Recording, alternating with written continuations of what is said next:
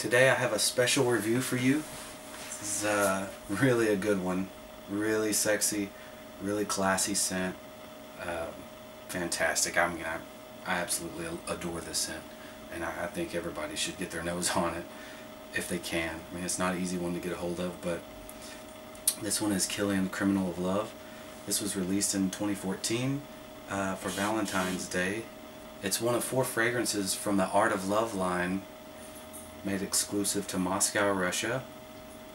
And the top notes that I got from base notes are Guatemalan cardamom and Indian saffron.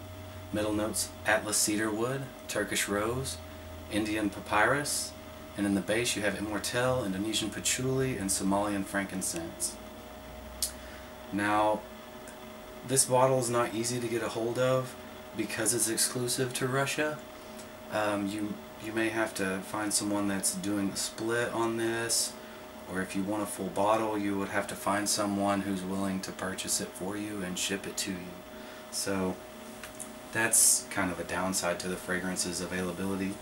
It runs about $265. Shipping is what I ended up paying for it to get it here from Moscow. I found mine on eBay, and the seller had 100% feedback. I spoke with the guy a little bit before I decided to go ahead and purchase it. I think he had 6 at the time. So if you're lucky, you may be able to find it in an instance like that. But anyway, I want to go ahead and get into this, see if I can nail this sucker down, because man, it is good, really good, very sexy. So initially, let me spray this.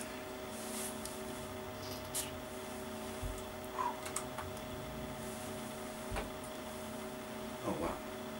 Initially, you get this syrupy sweet rose jam and some spiciness brought in with the cardamom, and some a little dirtiness with the frankincense and patchouli. It kind of gives this boozy vibe, like intoxicating.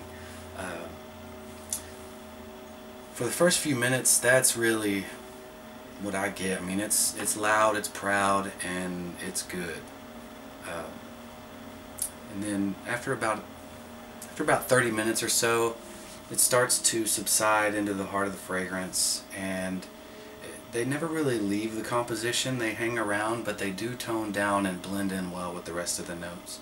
I don't really get a lot of saffron. I know it's listed, but I guess it's there if you really look for it in the background, but it's not prominent. Same with the cedarwood. I don't get a lot of cedar in this at all. It might play kind of a supporting role with that earthy accord, with the patchouli and the frankincense. Now, Fragrantica lists a note that base notes does not list, and that's tobacco, which I do get a tobacco in this, and it is a good tobacco. It's like a really sweet, unsmoked, rich pipe tobacco, man, and it's really good. You know, I don't really want to give this connotation, but I can't help to, because the scent does conjure up this idea to me that it's not in a gourmand way, but this really does give me the idea of the insides of apple pies. I'm not sure why, but I'm talking about that sweet, syrupy, kind of spicy inside of the apple pie. I wouldn't say that this totally comes off as gourmand though, but it does kind of evoke that thought to me anyway. I mean, yeah, I think it is. But you know, I've heard other people say that there's some fragrances out there that kind of smell like apple pie, like for instance the Hermescence Amber Narguilé. People say that one smells like apple pie, which I can kind of see that with the sweetness. Although to me it's dry. That one is dry. It's not really too apple pie-ish, but it is. I can see the reference to that. But this is not dry. It's sweet, and it's jammy, and it's syrupy, and in a good way. Now, this fragrance is, as far as performance on me, it's a pretty linear fragrance. It doesn't change a lot, which I really honestly don't mind with a fragrance like this, just because it's so damn sexy that I like to smell like this, and I don't really want that smell to go away or change. So I don't mind it being linear. Projection on this beast is a monster. It's a monster, especially in the opening. So I mean, personally, I'm a fan of bold, unapologetic, luxurious scents. So honestly, for me, I don't mind that. But for some people, I could see it maybe being a bit stronger than, or bolder than what you're used to wearing. It's not a transparent light scent. I mean, it's bold, and people gonna smell you. They will smell you.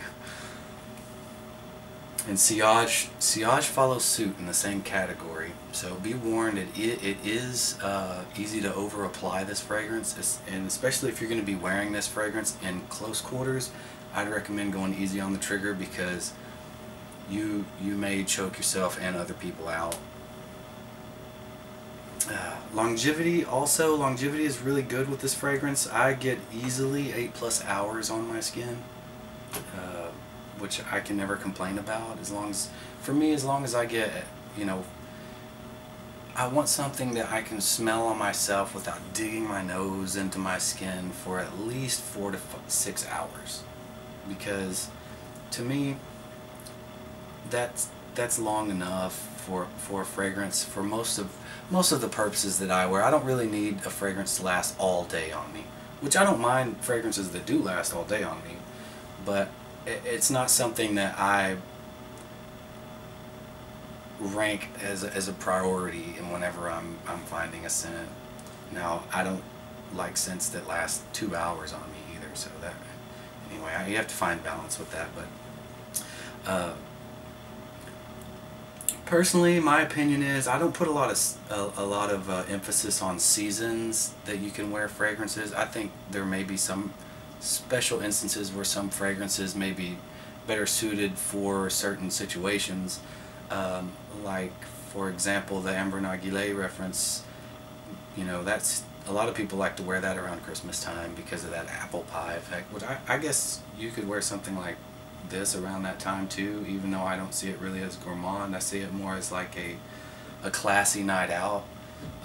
Maybe in cooler weather it would be better, but I honestly think there's so much variation in a scent that you can wear what you want when you want, as long as it suits your personality, as long as it suits the occasion, as long as it suits your dress and appearance. Hey, what's wrong with it? Just adjust the amount of sprays accordingly. So anyway, that's my opinion. I would totally wear this to the office. I don't care.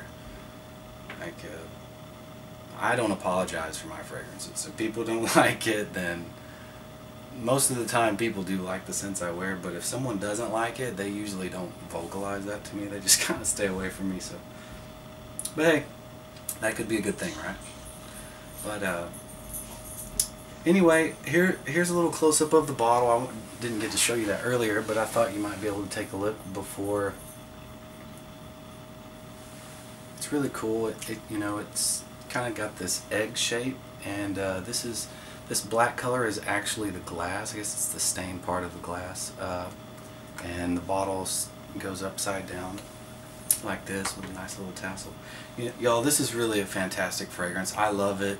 I highly recommend that you get to try this out, and I really hope you do it, and I hope to hear your take on it. So if any of you other reviewers happen to get your nose out on this, please put up a review and let me know. Really, I'm subscribed to a lot of you, but I want to follow other people's thoughts on this fragrance. I think it's a real winner.